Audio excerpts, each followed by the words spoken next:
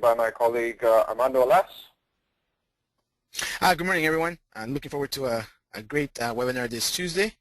Hope we get a good attendance. Terrific, Armando. It's a great, bright morning. It's a little chilly for this time of the summer, but I don't think we really had a summer here in Toronto. It's really cold, and for the past week, it's been like this. So, what to do? Can't fight with the nature here. But pretty excited to bring you this webinar, this LaunchPad webinar on the 19th of August. Now, before we actually get started, I wanted to clarify something for some of the attendees. We had a question from one of the ICs that was logging into our webinar, and they were using the Canadian number to log in. So I just wanted to clarify that there's 3 numbers that we provide to you in order for you to sign up and attend our webinar. There's a Canadian number, there's a UK number, and then there's a US number as well. The US number is 646-307-1726. So in case anybody's kind of wondering what number they should be utilizing to sign up, please definitely utilize the number in the country that you belong to, otherwise you'll be incurring long-distance charges. So just be very careful. We provided you 3 different numbers, Canada, UK, and the US, so please make sure that you're using the correct numbers to log in if you are utilizing conference call numbers to log in for our webinar sessions and not your mic and headset. So just wanted to give everybody a heads up on that. Excellent. So let's move on over here. Just going to update a couple of settings. Terrific. All right. Again, thanks for joining us. And we have a really exciting webinar lined up today, especially the Tool of the Week review. We've been given access to a Google beta, and this is just like nobody else has access to it. It's pretty cool. We got access to it. Well, I shouldn't say nobody else has access to it. There's people in beta that have access to it. But it's just the latest thing out of Google. So we're very excited to demo that for you in the Tool of the Week section. And then, of course, we have our latest news and articles section where we'll be covering all the latest news that's been taking place. It's been a busy week in the search engine marketing industry. So we want to make sure that we cover all of the news and articles for you. It's been a pretty busy week. And we also have a couple of slides for Armando chipping in.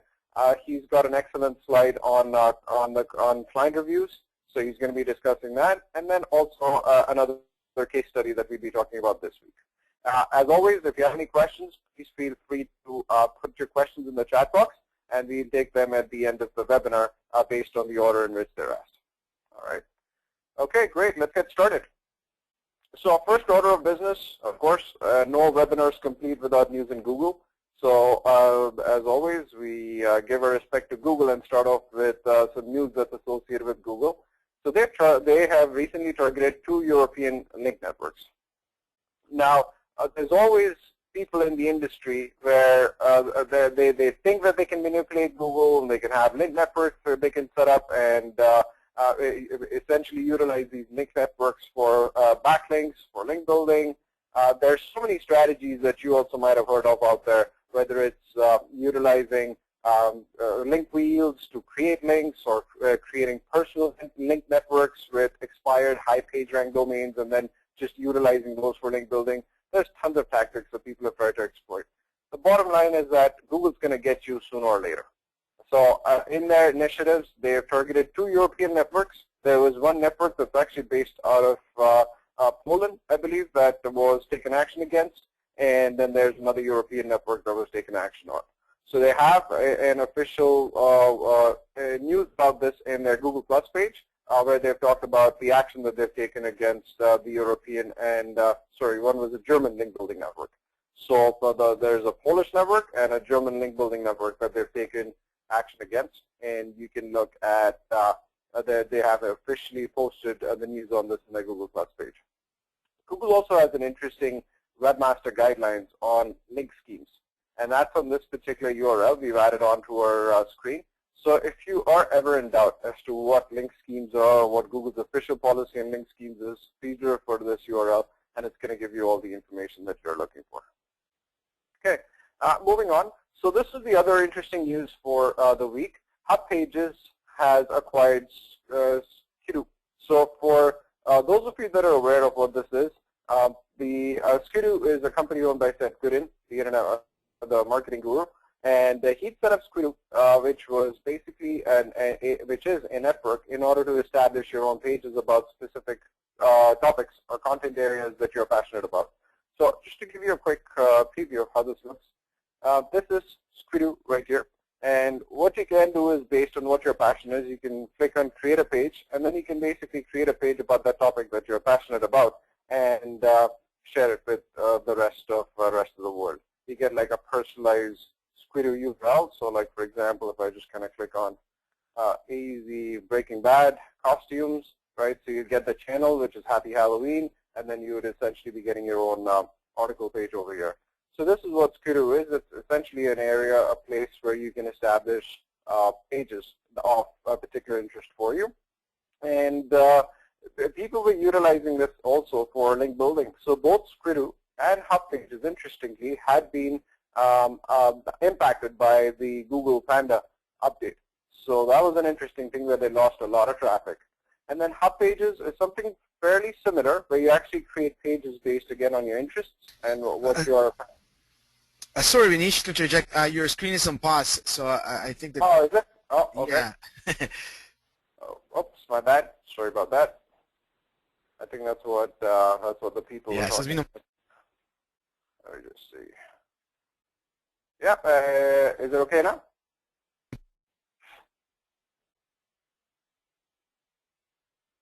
Just need a quick confirmation, Armando. Can you see my screen now?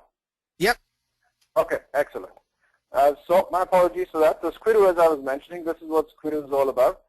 So we can create pages on topics that you're passionate about. So if I click on one of the articles here, you can see that this is a Halloween theme. So they have their own channel on Squidoo, Happy Halloween, and then you have your own article page over here for Squidoo.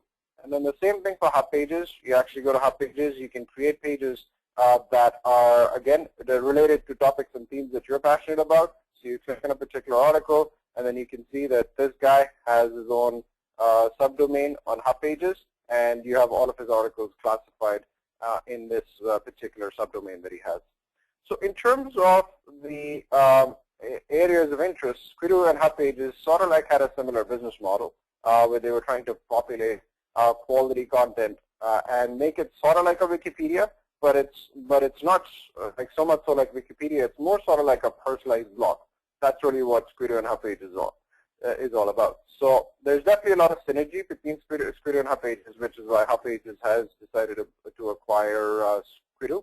And the deal was not discussed in terms of the terms, but they're now going to merge, and it's going to be interesting because, as I mentioned, they were both networks that have been penalized by Panda. So let's see as to what their strategy is going forward. All right. Moving on, so we got the latest search engine ranking percentage share report, and this report is based out of data coming out from the US. So you basically have Google, Yahoo, Bing, and Ask being and AOL being tracked in this ComScore report. This is a monthly report that's produced by ComScore, so as to understand the search share. A couple of interesting moves here. So Yahoo had gone down to below 10% for the first time in June, which was their lowest performance ever. So they've bounced back a little bit in July. So they've gone up 0.2%, so they're back up to 10%. So it's not like the worst showing in June that they had. So they bounced back up to 10. And then you have the MSN sites, Bing in particular. That's also gained 0.1. So it was at 19.2 in June. It's gotten up in its search share to 19.3%. And what's really interesting is Google. So for the first time in a very, very long time, Google's actually gone down in their search share. So they were at 67.6%, and Google's actually gone down to 67.4% in July. You rarely ever see a negative in terms of a point change for Google, and for the first time you're actually seeing that. They're down 0.2% when it comes to that search share. So I'm pretty sure it's kind of like a little bit of a worrying statistic for Google. Let's see if this trend continues for the month of August. But I'm sure it's kind of, a little bit of a cause of concern for Google to actually lose a little bit of market share. But let's see if this move's actually temporary or permanent. Good weeks for a good month, I should say, for Microsoft and for Yahoo for actually getting some good performance in the month of July for their search rankings. Now, this rankings report is specifically for the U.S. It does not incorporate the rest of the world or Europe, for that matter. So this is strictly for the U.S. as far as data is concerned. You can actually go to ComScore, the official website, and you can get the full data set from there. The other news of the week that we have is Google's now launched the ability to track website call conversions in AdWords. As you know, this is a piece that's been missing from Google if you're directly advertising in Google AdWords. This is a huge piece that was missing. They did take some sort of an action on it when they launched Google the call tracking, so where they'd assign a number to you, you could put that number up on the website, and then Google would actually track the number of calls getting made.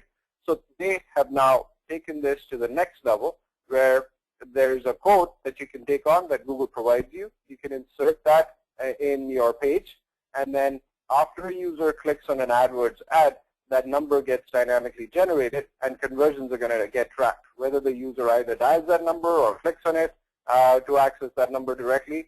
And the number actually displays for up to 90 days, and you can even format the number to actually match it to your website design so that it doesn't really stand out. So let's look at the official Google announcement on the website call conversions. Here's Google's official announcement here, and they use a very good example like Miller's Bakery, right? So you can see how the number is being personalized over here with their design in the background. So Google is allowing you to do that with that piece of code that they provide you. And again, Google's kind of realizing that call tracking is a very important aspect of managing AdWords campaigns. And right now, what companies do is that they rely on technology like, or other companies like If by Phone. If by Phone's been providing the service for a pretty long time, where they allow you to put in a piece of code on your website and then dynamically generate numbers so as to track and record your calls. There's also Reach Local that has their own internal call tracking solution. So Google understands that call tracking is an obvious need for any marketer that's actually doing pay-per-click advertising in AdWords, which is where they've introduced this enhancement, the website call conversions. So this is a pretty exciting development because, again, I think everybody is going to be utilizing this because it's such a powerful mechanism, and it really helps you understand what the value for a PPC campaign is. Because a lot of the times there's calls coming in, and we all know the challenges associated with business owners tracking calls coming in and diligently asking them, how did you hear about us? I mean, that doesn't really happen, right? So now that we actually put in this tracking code, it's going to automatically track all the calls that have come out of the AdWords campaign, which is going to be really beneficial. And more specifically beneficial for companies that are directly engaged in Google AdWords campaigns, as opposed to using services like companies like Reach Local. So this is a very, very interesting development, and definitely something that I believe everybody's almost immediately going to start utilizing so as to make their campaigns more effective. You can read more about this on our on the Blogspot, the official AdWords Blogspot page, and the link to that is given in our presentation here as well. Okay, moving on to our next news of the week. There's a really, really good article on Pigeon. For everybody's benefit, the Google Pigeon update is the latest update that they've done as far as Google local listings, Google local rankings are concerned.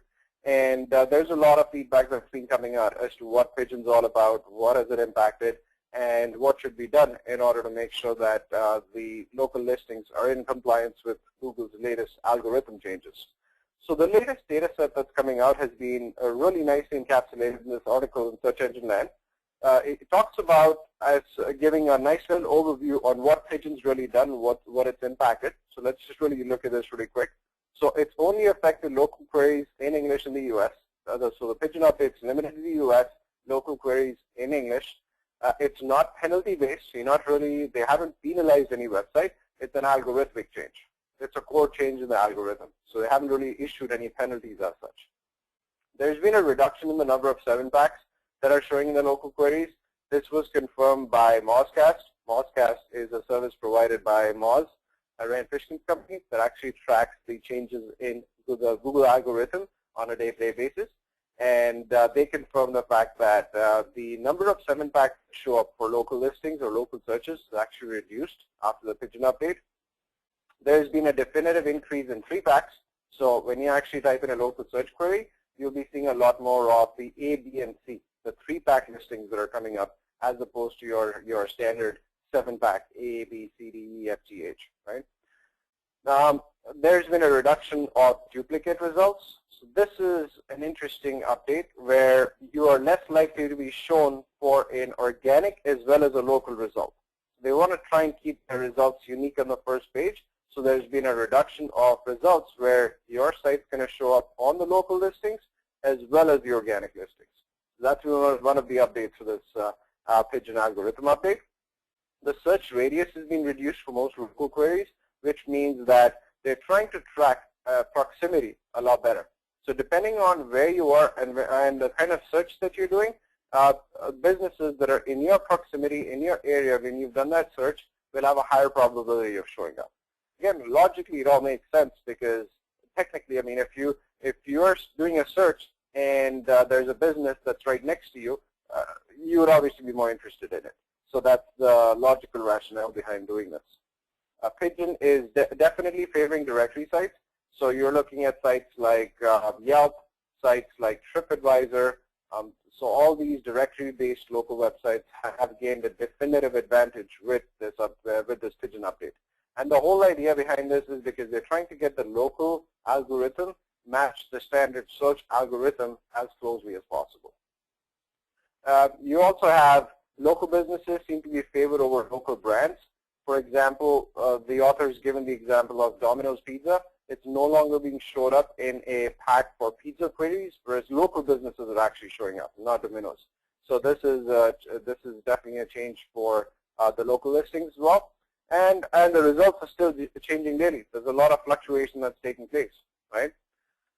This article, here's the actual article. It's up. It's on Search Engine Land. And then he goes on to talk about, I'm just going to scroll down. So we did cover the first part, which was as to what we know about the Pigeon update so far. And then he talks about some best practices and what you need to do in order to ensure that your local listings are in line with this latest update. Of course, we keep hearing this, create amazing content that's given. And then you have to optimize your site content for important keywords, optimize your content for your local area, make sure that your NAP listings are consistent, make sure you claim your Google My Business listing. Google now has changed their mechanism by which local businesses verify their listings. So it's now Google My Business. So make sure that you have registered for that and you've claimed the listing in Google My Business. Engage with customers and fans and collect positive reviews. So these are kind of like the core principles of local SEO. As long as you are taking care of that, you should be okay. Another aspect that we had covered in a couple of our previous webinars was the whole Barnacle SEO strategy, which is to ensure that you have an advantage by utilizing some other website. In simple terms, what this means is that if you have, for your core search, a Yelp listing that's coming up on the first page or the first position, then make sure that within that Yelp listing, it's your own website or your own business that's actually showing up for that particular search query, which would mean that you'd actually have to do some SEO in order to bump up your page on Yelp, which would mean building some links for it or or writing that listing better, writing the description better, optimizing a listing better. So that's the whole aspect of article SEO. And this is getting a lot of conversation in the search engine industry circles after this particular update, because as we've seen, the directory sites have been bumped up in the results. All right, so this is some of the information that's been provided in this article. A very useful article because it actually sums up all the changes that we know about the Pigeon update, all in sort of like one blog post itself, and what you need to do in order to make sure that your listing is compliant with all of these latest updates that are taking place. So definitely give it a read. All right, moving on. Now, this is sort of like an area that's not been talked about that much, and that's this whole area of negative SEO. The first obvious question would be, what is negative SEO? So negative SEO is basically an aspect of somebody doing SEO, which is not really beneficial for your website, or maybe a competitor or whoever it is. And what they basically do is that they can harm your website in a variety of ways. One of the ways, or one of the easiest ways, I should say, in order to harm your competitor's website is to build a massive number of crappy links, bad neighborhoods, and just associate them with the competitor's website, and boom, he's going to be struck with a penalty, right? nobody's really talked about this because it's kind of like, you know, it's obviously very, very shady. Nobody wants to give this a lot of limelight so that more and more people come to know about negative SEO, the fact that you can actually do negative SEO and harm your competitors. But there's a variety of ways to do negative SEO. So in the recent past, I'd say in the last month, the last couple of months, negative SEO has been gaining a lot of ground because people have started actually getting extortion emails. So here's a sample email, if you can read, of an actual extortion attempt from this particular spammer to this company, where he said that he's going to do negative SEO to your website by pointing 20,000 forum links, and that's going to basically get your site penalized and knocked off by Google. If you don't pay us $1,500, then we're going to actually go ahead and do this. This is not a false claim or a hoax. And then, you know, he talks about actually downloading the notepad file that contains all of these forum backlinks. And then he talks about how the instructions on how to pay the $1,500, right? So again, this is happened, I'd say, in the past month or 2 months. It's been gaining a lot of ground. A lot of businesses are reporting getting these negative SEO extortion emails. And Google, up until now, their official comment was, negative SEO cannot really impact you. Don't worry about it. There's steps and policies and procedures in place that we have that allow us to prevent negative SEO from taking place. However, they've changed that stance that they had previously, and now they've changed their statement to saying that it's really unclear how credible the threats are. Google algorithms are designed to prevent these kinds of activities for causing problems for webmasters, right? So they've gone from saying that there can be no impact of negative SEO to the, you know, if you do feel that you've been impacted by negative SEO, then you can definitely use the disavow tool. Let us know what's happened, and then we'll remove these links from your website's database, so that we make sure that your website's not associated with these links. So a very dangerous trend that's kind of forming up with regards to the SEO industry, something that everybody should be aware of. And if you do have clients, make sure that you educate your clients on negative SEO as well, and let them know that if they do get any emails of this sort, great. You know, most of them will think that it's a junk mail. They just delete it straight away. But do definitely take these threats seriously, because even if somebody does do negative SEO, the thing is, how quickly do you act upon it to fix it so that it doesn't do permanent damage to your website? And how quickly do you take action and then utilize all the links and then quickly disavow them and let Google know as to what had really happened with your website. So it's very, very important to kind of keep yourself updated, and also let your clients know as to this whole aspect of negative SEO. Perfect. All right. I'll pass it on to Armando. He's got a really interesting slide on the opportunity cost of choosing the wrong clients. So over to Armando. Thanks, Unish. Thanks for that information also for this week. The news, pretty interesting. A lot of different things happening all the time. Excellent. So basically, what I wanted to take today's opportunity, and I guess my participation in the webinar, was to talk a little bit about the cost of choosing the wrong clients.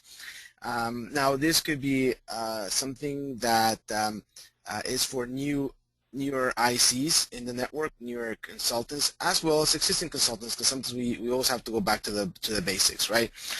So we found a very interesting article that I thought that we would share with you in regards to what is it that you should be avoiding and why you should be avoiding specific types of clients.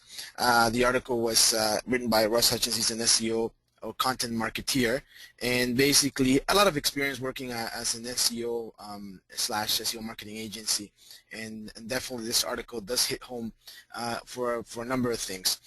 So in this context, or the article that he talks about, he highlights why you should be very careful when you are speaking with a prospect and thinking about bringing them on board. And we go back to the fact of the matter that you should be able to qualify your clients.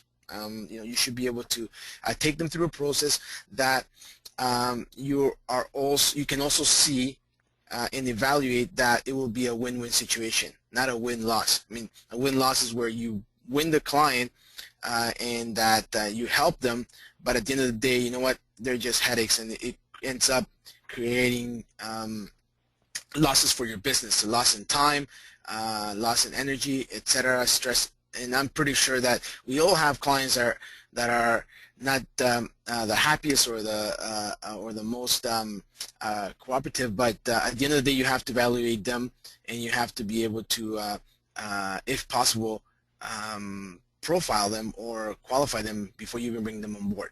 So here he mentions basically three types of clients that you should be aware of, and what to do in each case, because there's an opportunity cost, And the first one that he talks about is, clients who won't ever make you money.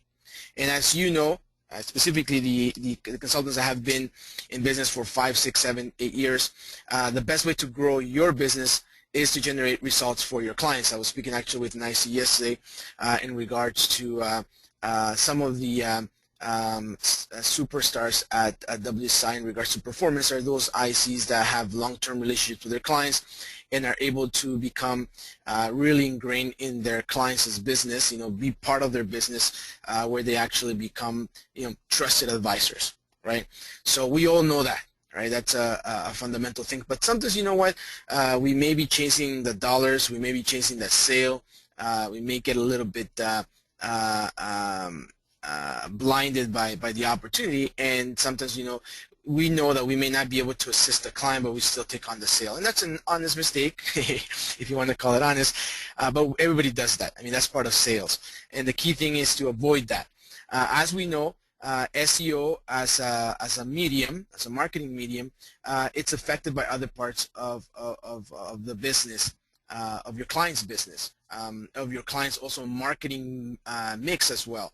So if there's internal inefficiencies in your client's business, those inefficiencies can hinder you or hinder the growth of your SEO strategy or SEO campaign, and therefore can hinder your growth as well, because it will create headaches.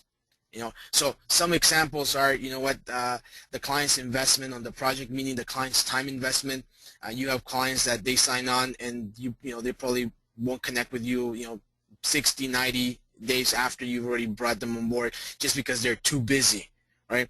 So they're not really serious about making a commitment to their SEO. Yes, you are part of their team, and you are taking on a responsibility of managing their SEO strategy or PPC or social media, whatever it is. But at the end of the day, there has to be a client level of investment, specifically in time, in the first 90 days. So if they fail to do that, it can definitely hurt the overall results and will make you money as well. So that's one of them. The other thing is the sales staff. If you are working with a sales staff that they're not giving you feedback in regards to if lead generation, or if your PPC campaign is not getting results, you're never going to be able to track the results and show return on investment via the conversions. The other thing is a website, a poor website. You may be inheriting a website, so therefore you may have to change the website, make enhancements, and if the client's not willing to make an investment on their website, that can also hinder you. Another key thing is content marketing, guidance on content writing and approval, things that we already know that we face on a daily basis. But if you're seeing a number of these things pop up in your relationship, that means that things are not working out. Even management. When you have management that doesn't approve or doesn't agree with you or questions every step that you take, those are internal inefficiencies that can also result in the SEO campaign or overall digital marketing campaign not being successful, and therefore you will make successful and you will make more money because you'll be spending most of the time firefighting. Okay. The other key thing that he talks about is taking on work and doing things that aren't necessarily your specialty will cause similar problems. So very important that when you're taking work from your client, that that's what your bread and butter is. That's what you're an expert at. So it's very important that don't bite more than you don't chew more than you can bite. I think that's how it goes, the expression. But be prepared to sometimes leave business on the table if it's not your specialty. Okay. The second thing is sometimes you will get referrals that get generated by your clients or prospects or friends that you don't necessarily want. This is a very important one because if the type of work that you'll be doing for these referrals, it's not your specialty, and yet you take it because you can do it. So the article goes and gives an example of, let's say you're focusing on web design, and a referral asks you for graphic design.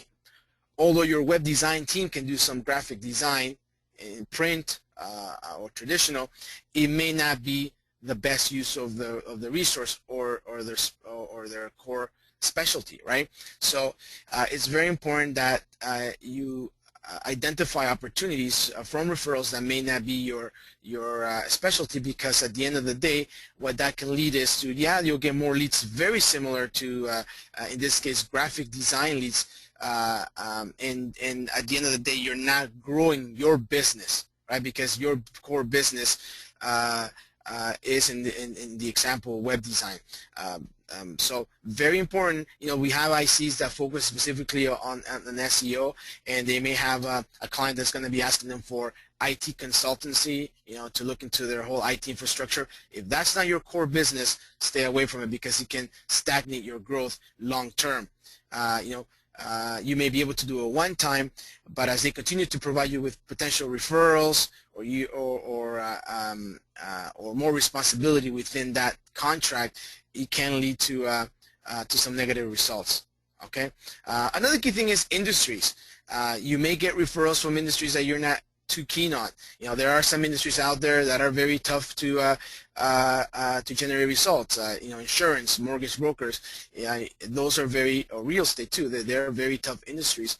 And if you take on a client that's in a very competitive industry, and you know that it's not going to be beneficial to you or the client to do an SEO strategy, given the high level of competition with a very low minimum budget, you know what, be prepared to walk away, right? So if it's an industry that you don't like or you don't want to focus on, you have experience on, be prepared to walk away from that referral.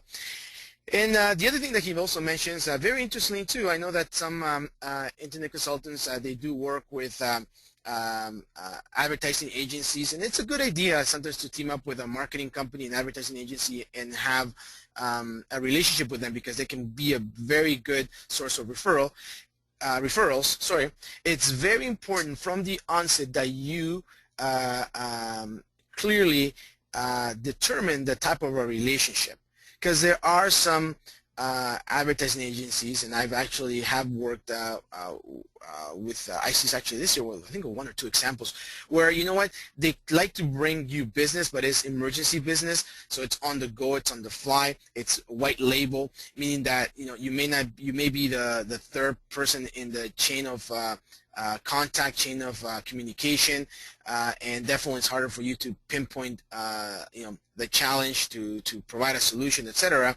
So even though you are getting new business, right, from this agency, you may end up actually have a loss of time and energy as your bandwidth for this projects may actually take longer than what you expected. So be prepared that if you're going to be doing some white label work, that you have a well-defined scope of work or working agreement with that advertising agency in regards to the type of work that you can take on. Okay, one of the key things that based on the experience of the marketeer Ross, he mentions, from my experience, that's his experience, right? Doing white label can be a bad idea because first of all, low margins, because now you are, a subcontractor, right? So you're not the key contact or the key beneficiary of the contract. So number one is low margin, and sometimes it's unsustainable.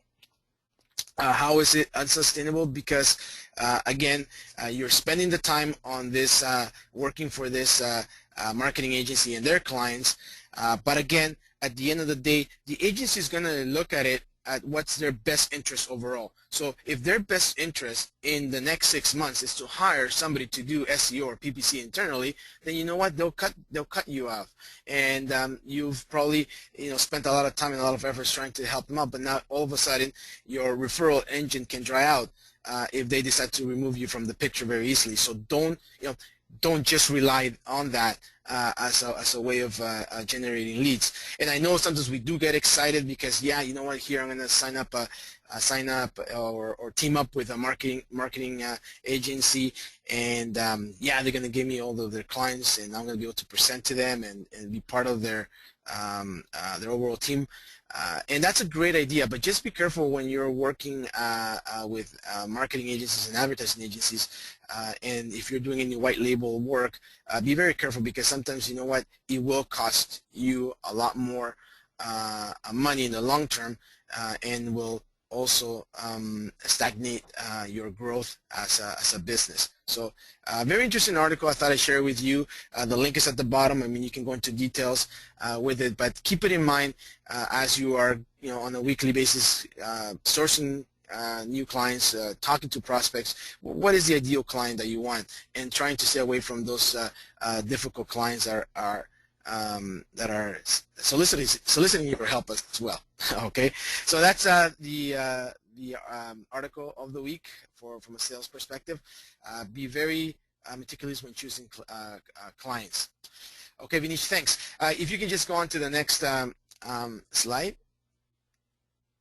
Not sure if you want to add anything there, Vinish. No, I think you summarized it pretty good, Armando. I think it's pretty important to understand the kind of clients that you're bringing on board, and also sometimes the industry that the clients are associated with, and just managing their expectations. Because if you do get clients in an industry, in a vertical that's really competitive, you know, a client trying to rank for iTunes, you know, spending $500 a month, let's all be realistic in terms of what he's really going to get at the end of the day, right? So I think you definitely covered all the points quite extensively.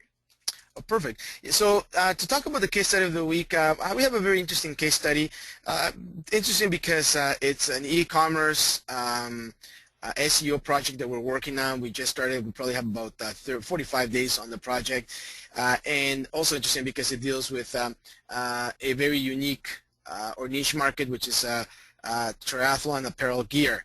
The name of the company is SLS3, and just wanted to share some of the key findings that we've had so far in our 45-day I guess experience with this new client. We always get requests from ICs in regards to e-commerce, doing SEO for e-commerce. What's the best way of doing it? What's the best way to approach it? And I thought that this would be a good case study to share. And also, if you have clients in the in this industry, whether it be well, sports industry mainly, right? Sports retail industry. You know, you can also share this this example. We will be keeping you up to date as this client progresses through our SEO program. But just talking a little bit about SLS3. It's a small business run by a husband and wife. I believe they actually started it as a hobby and actually grew and really put in their efforts there. So it's a very small company. The challenges that they faced before working with our team, one of the key things was that obviously they weren't doing any proper SEO in the past. They were working with a technical webmaster who was pretty much a web developer. He had done a little bit of SEO, and obviously it wasn't getting them the results. They parted ways with the webmaster, and then, you know what? What's the next thing to do? Well, the owner decides that they can do it themselves, and we've seen that story before with our prospects. So the owner decided to do it themselves. Realized that, you know, doing marketing their website does require a lot of time and expertise. So quickly decided that, you know what, you know, SEO wasn't their expertise, and basically decided to work with an SEO company. Another key thing that was, because it's an e-commerce site, you know, and all the changes that were happening in their small organization, their SEO performance was subpar. Their online sales performance wasn't up to where they wanted to be. They weren't really happy with the results. They did want to focus on a national campaign. They're based out of California and wanted to provide services all over the U.S. and a little bit of international as well. But they didn't know how to do it. You know, how do you go about doing a national campaign? What is the budget? How does it work? You know, do we go for the do we spend a lot of money and pump a lot of money into it, or do we go step by step? They didn't want to do any PPC at this stage. They just wanted to rely on organic traffic, natural organic traffic. They've tried PPC in the past, it wasn't so successful, so they wanted to try just SEO. And they were looking for a company that could provide them direction on how to implement an SEO strategy with, you know, a limited budget, right? Because they are also growing. So one of the key things that we did was coming into the relationship with this client was do a little bit of conversion optimization, not consulting mainly. It's still a work in progress. We're testing new features, testing new tools, new content, designs, etc. So that's one of the key things that we're working with them. The other key thing is that we did a custom SEO package for 10 specific keywords for a national campaign. If it's very similar, it's a bit of a cross between our foundational, ALM's foundational and advanced package. The only key thing here is that we are focusing on and targeting specific keywords. So one of the key things is that if you are doing work and you are going to be taking on a new e-commerce client, make sure that you do a lot of research ahead of time, and the key thing is to go after some low-hanging fruit, go after some specific products that will, you know, their main products or key products that they want to promote, and just target those. You know, the clients may have 60, 70, 90, 500 products, but you know, it may not be wise, unless they have a big budget, it may not be wise to optimize for all of them. Just try to, you know, pick ones that are going to generate some quick results and the client's going to be happy, specifically when you're developing a relationship. You can always expand that relationship with them afterwards. So that's what we've done. We started with them with 10 specific keywords based on their budget. We were very realistic with them and said, look, for this budget, this is what we can do, and this is what we're doing.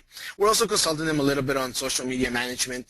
They're managing themselves, but we're also providing them with that added value.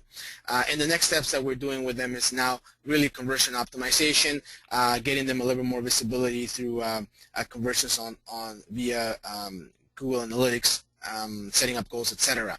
So this is the solution that we provided to them, on-page optimization, off-page optimization, and here are some of the results that we have. As you can see, after about 30 days, because this is a month one report that we begin working with them, they right away in this case, they saw some positive, very positive results. When you look at overall, their overall users and sessions on the top left-hand side, you'll see that you know, they felt a lift of traffic coming to their website. And when you go to the right-hand side, you can start seeing that 18 point, or you know, closely to 19% increase in sessions. 14% of that increase came from organic search. Okay, so that was very good. They liked that because obviously right away, as soon as we started implementing some of the key best business practices, boom, they got a bit of a lift. The other key thing is that their bounce rate also went down 10%, right? And you know, when you're looking at a website with 34% bounce rate, that's pretty good, specifically an e-commerce website. So they're happy with that. And also, I also share a little bit about the small increase of social media as well, highlighting, you know what, we're helping you, we're providing you with additional added value services, and you know what, here we go. You've seen a bit of an increase in your social media. But the key thing here is the number one, where you've seen organic search in the first 30 days really take up an increase in numbers, a 14.3 increase. The other key thing that I wanted to share with you is that I talked to you a little bit about the low-hanging fruit and properly optimizing the website, specifically during the setup. So right away in the first month, you know what, from a keyword perspective, I show some of the rankings there. You know, we went after keywords that we knew we could generate some results that were relevant to them and would generate good traffic, right? And you can see that we have some keywords already, you know, in the top 10. We have about 4 or 5 keywords that are ranking very high, and also we have keywords that, you know what, that will take a little bit longer. For example, compression socks and buying triathlon gear, which are competitive keywords, we still ways to go, but it's month one. But the key thing is that the client is happy. One of the key things that they've asked us is to work on their conversion optimization within the next month, a month and a half, so that way we can show better results and show what type of sales are coming from the organic traffic. As a matter of fact, one of the graphs that I couldn't show because of the space in the slide was that the increase of visitors to their shopping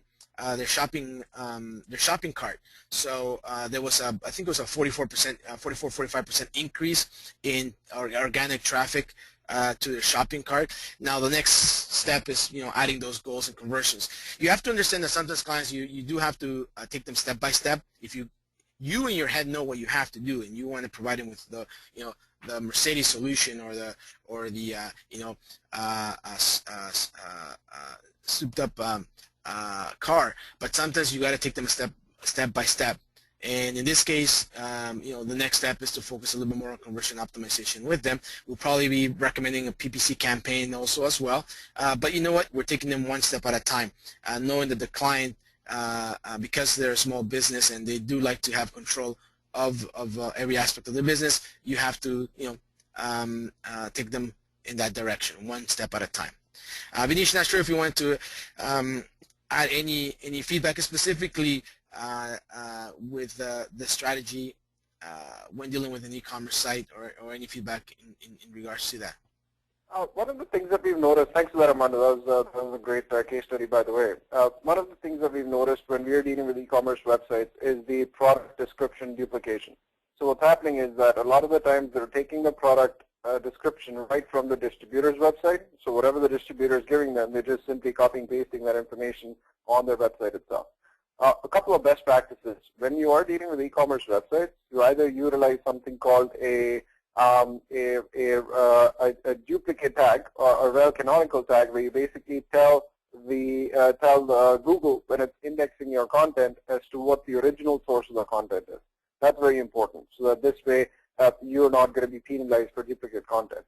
The best way, the safest way, so as to really optimize an e-commerce website is to have unique descriptors for the products that you're advertising on the website.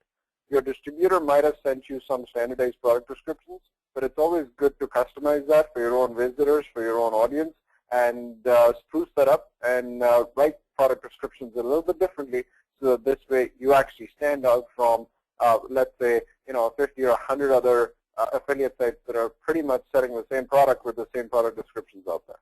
So ways and means to kind of position yourself differently when it comes to e-commerce websites. This is a pretty interesting client, as Armando's mentioned, and we're only in month 1. We've seen some pretty fantastic progress happen on their keywords, especially on the ones that are ranking 1 and 2. They weren't really ranking in the top 10 for those keywords prior to starting off with us. So that's kind of interesting, and we definitely keep you posted on how this campaign comes along. Great, thanks for that, Armando. So as mentioned, we had a pretty interesting tool of the week for you. So we've gotten access to an invite-only beta that Google is doing right now. It's called Google Domains. Basically, Google had mentioned that they would never get into the domain name registration business. Lo and behold, what's happening? They're actually in the domain industry now. So we got access. We wanted to show you as to how this looks in the backend. So your main interface is this. You got Google Domains, and then you can click on the Features tab. So basically, it gives you a listing of all of the features. What's really cool with Google Domains, and something that no other domain registrar is doing, that there is no additional cost for private registration. That's a huge selling point, because if you buy a domain with GoDaddy or with any other domain provider like Network Solutions, they always add on an extra fee for private registration. Whereas when you actually buy a domain with Google Domains, there is no additional cost for private registration. You can have branded emails. So you can actually create 100 email aliases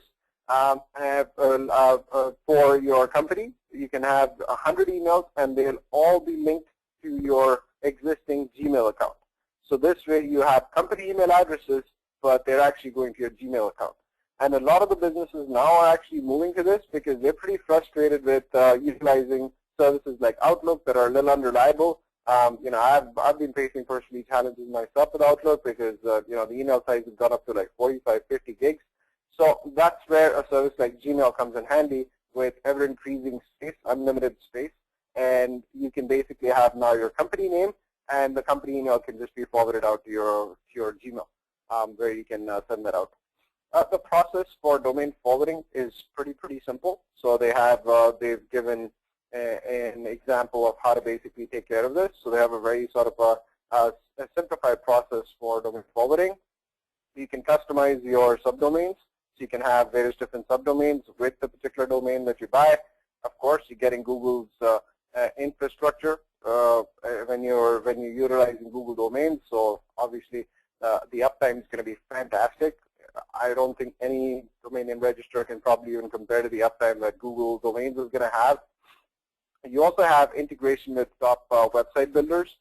So they've tied up with other companies and other website builders, so that this way you can easily integrate. Once you register a domain, you can basically set up your website with any of these email website builders, builder tools that Google's integrated with. And then you also have new domain endings.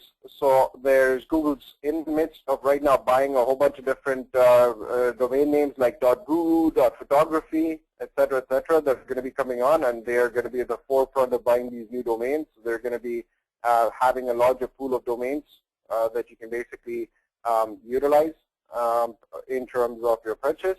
And then you get phone and email support Monday to Friday, 9 to 5 Eastern Standard Time, as far as their support function is concerned. So these are some of the benefits that Google's talking about when it's doing this beta. So it's quite useful and very user friendly. So if I actually want to utilize the service, I just click on Manage My Domains. I go into this interface over here, right? And I go click on Dismiss. And then you don't have any domains yet. You haven't registered a domain utilizing the service yet. So you just click on Search. If I want to search for a domain name, and then let's say charity. I'm just going to do a random search here. CharitySite.com.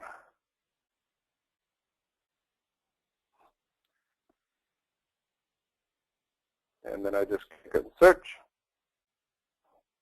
It's going to show me this fact that charity site is not available, and then I can actually look at all these other ones: charitysite.biz, .us, .cc, .guru, .today, .tips, .company, .email, and there's so many other extensions that they're actually selling. So pretty a neat collection. And then they mentioned the registration. They actually allow you to register domains up to 10 years, and then there's an associated fee with that. And what this also includes is that you don't have to pay additional for private registration, as I mentioned, which is a pretty big deal, right? So once you've chosen your domain, you just add it to cart, right? It's been added to cart. You can either stop a checkout, and if you actually proceed to a checkout, you click on Proceed to Checkout. You click on Checkout, and then it's going to actually ask you for your name, your information. And then once you fill this out, it's going to ask you for your credit card information. That's going to get stored in the back end.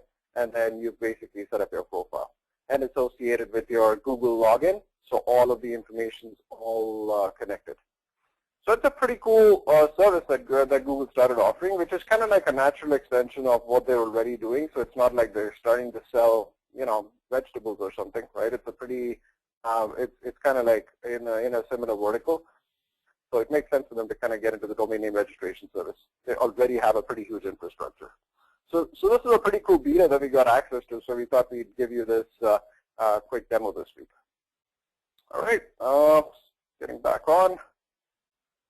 Just a little bit about us. I think everybody knows about WSI ALM by now. And if you do need to reach us, please feel free to email us at info@wsialm.com or armando@wsialm.com. Let's take some questions now. Okay. I apologize. I got a lot of messages on my screen not being shared. I just had to check an icon there. So my apologies for that. Okay, so Gunnar has a question on Google call tracking. Do you know if Google call tracking also does call recording? As of right now, Gunnar, I don't think they're actually providing call recording. They're just providing reliable call tracking where they can actually generate the dynamic number on the website once you add the snippet. But I would say that the call recordings, coming soon. I think that's definitely going to happen next because, again, that's such a beneficial feature as well, right? So I would say that's probably in the cards, but for now they do not provide call tracking. They only provide, they don't provide call recording. They only provide call tracking for now. Mark has a question. Is private registration bad for SEO? No, there is no correlation with a private registration as being associated as a negative SEO signal. It also depends on the website. So for example, Mark, let's say that your website's flagged for doing some bad SEO or using spammy tactics to rank, and then when let's say it's going through a manual review with Google, and then actually Google looks for registration information and it's private, well, that's another signal that you are trying to hide something. So on the face of it, private registration isn't bad, but if you are going through a manual audit and then Google auditor is kind of looking at different things associated with your website, and on top of that you have a private registration, that's definitely going to be considered a negative signal. Will Google market or call my clients? I'm not sure if this question is with regards to the Google domain service that they've launched. I'm pretty sure they're going to do some pretty massive advertising once this is out of beta, because they want to try and, it's a lucrative business, domain name registration, right? So I'm pretty sure that they're out to make money, and they're definitely going to market this pretty aggressively. But just like, GoDaddy, I mean, they market themselves pretty aggressively, but you don't have a lot of clients going to GoDaddy directly. They do definitely go through consultants, or they can even go through them directly. I mean, it's only $12, right? Great. Greg has a question. What was the key factor you think for the organic improvement with the e-commerce websites? I believe, and Armando, you can feel free to chip in on this question, but I believe the fact that the optimization wasn't really done properly when we took it up. So we had to really do all of the on-page optimization properly, the meta tags, the descriptions, do the on-page optimization, including the header tags, the image tags. So all of the bases were not covered, Greg. So I think this massive jump that they really got was because of the fact that the basics for their website, the foundation, the fundamentals were missing. And once we added in the foundation and the fundamentals, when Google indexes that gives you a sort of a huge lift straight off the bat, because all the other factors of the website were good. So when we actually cleaned out all the on-page elements, that's when this lift kind of came in. Armando, you want to add something? Yeah, no, exactly that. It was the fact that you just needed some tweaking and the meta content, as well as also with Google Webmaster Tools, we're able to identify some very basic HTML improvements that also help. So, like Vinisha said, it was a little bit of that cleanup that sometimes we do at the setup that kind of helped us, as well as the client was very quick in providing us feedback on content for month 1, and that also helps because you're fielding content and giving Google a reason to crawl your website. So it was a number of things that helped it just generate that lift those numbers. All right, terrific. Thanks, Armando. All right, excellent. I don't think we have any other questions. Thanks everybody for attending our LaunchPad webinar session this week, and we'll see you next Tuesday, 11 a.m. Eastern Standard Time, and hope everybody has a fantastic week. Thanks everyone. Take care.